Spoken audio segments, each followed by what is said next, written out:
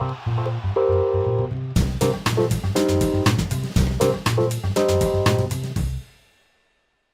bonjour, donc on est ici au Smart FIPA. Je vais d'abord vous laisser vous présenter rapidement.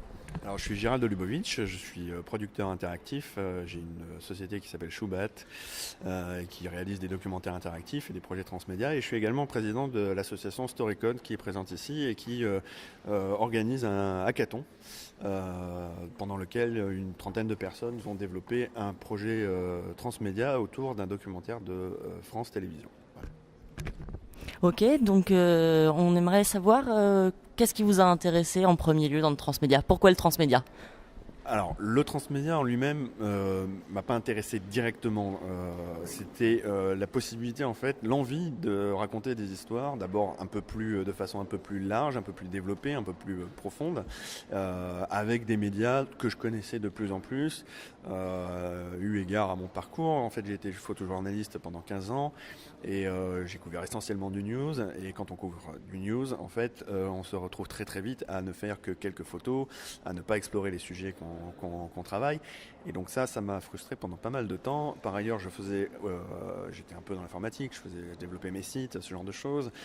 J'ai fait de la radio, j'ai fait de la télé. Et donc l'idée, c'était clairement de combiner toutes ces spécialités ou tous ces intérêts dans une seule et même activité. Et quand j'ai eu la chance d'habiter à New York pendant quelques années, et du coup, en fait, j'ai rencontré sur place donc des acteurs du transmédia qui se développaient déjà outre-Atlantique, et donc du coup, ça m'a permis de comprendre d'abord de quoi il s'agissait, c'est-à-dire de raconter des histoires sur plusieurs plateformes, ce qui était déjà intéressant parce qu'on pouvait inclure de la techno, ce genre de choses. Mais en plus, il y avait un côté très narratif, très profond. On pouvait développer un univers, s'immerger dedans, que ce soit d'un point de vue fictionnel ou documentaire.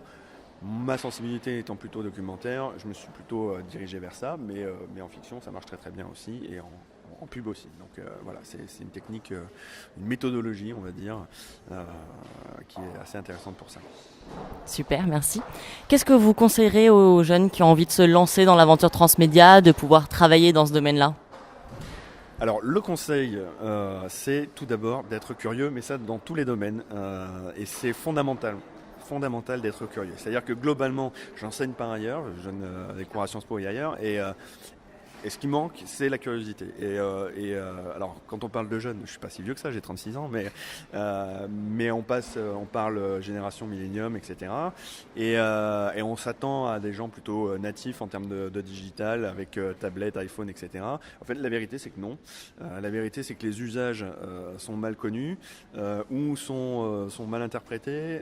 Il n'y a pas forcément toujours des bases de code, par exemple, ne serait-ce que pour la partie techno. Après, sur la narration, c'est pareil, il y a de gros problèmes de narration, les bases aussi de la narration sont pas forcément toujours acquises. Donc en fait, à la fois, il y a des formations qui existent et qui sont très très bien, il y en a à Bordeaux notamment, mais il y en a ailleurs, online ou offline, mais le truc c'est que de toute façon, peu importe la formation, il faut quand même être hyper curieux de tout.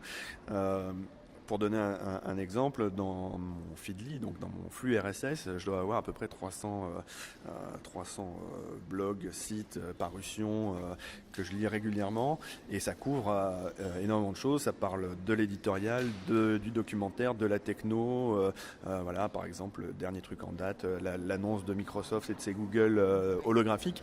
Donc voilà, c'est des choses sur lesquelles il faut en permanence être très très actif et être en veille, parce que c'est des outils à la fois pour nous permettre de construire des univers et des histoires transmédia, mais aussi sur des aspects plus traditionnels, et donc aller chercher ce que les anciens faisaient pour découvrir leurs secrets. Voilà. Donc la curiosité. Ok. Et du coup, pour rebondir sur ce que vous disiez, comment vous pensez que, à votre avis, le transmédia peut évoluer dans le futur? En fait, le transmédia en lui-même ne va pas évoluer au sens strict du terme dans le futur, puisque la base du transmédia, c'est de développer une histoire à travers des plateformes différentes. Donc par exemple, la réalité ne va pas changer à ce point-là. Par contre, dans la réalité, il peut y avoir par exemple la multiplication des objets connectés. Et donc là, effectivement, c'est une technologie qui se développe, qui permet d'influencer sur une partie de notre réalité, c'est-à-dire qu'on va être beaucoup plus connecté aux objets, etc. Donc on peut raconter des histoires à travers ça. On peut aussi aussi sur pareil, sur des projections holographiques, sur de l'immersif, ce genre de choses. Les mécaniques humaines restent les mêmes, c'est-à-dire qu'en termes d'engagement, de sociabilité, etc., que ce soit dans les réseaux sociaux ou dans le réseau social qui est la vie normale, on réagit tous de la même manière. Et donc ça, pour le coup, ça ne va pas beaucoup évoluer.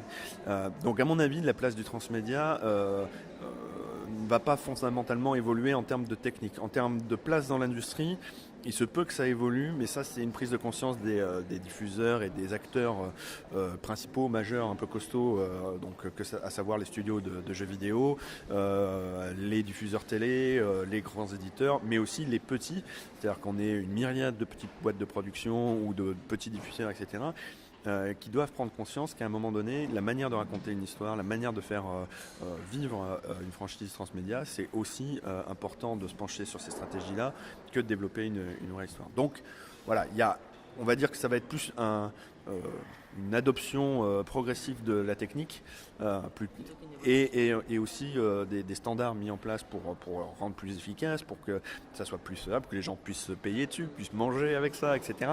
Mais voilà, l'idée, c'est vraiment je pense que ça va aller dans cette direction. Voilà. Ok, super. Merci. Merci d'avoir répondu à nos questions. Et puis, bonne continuation.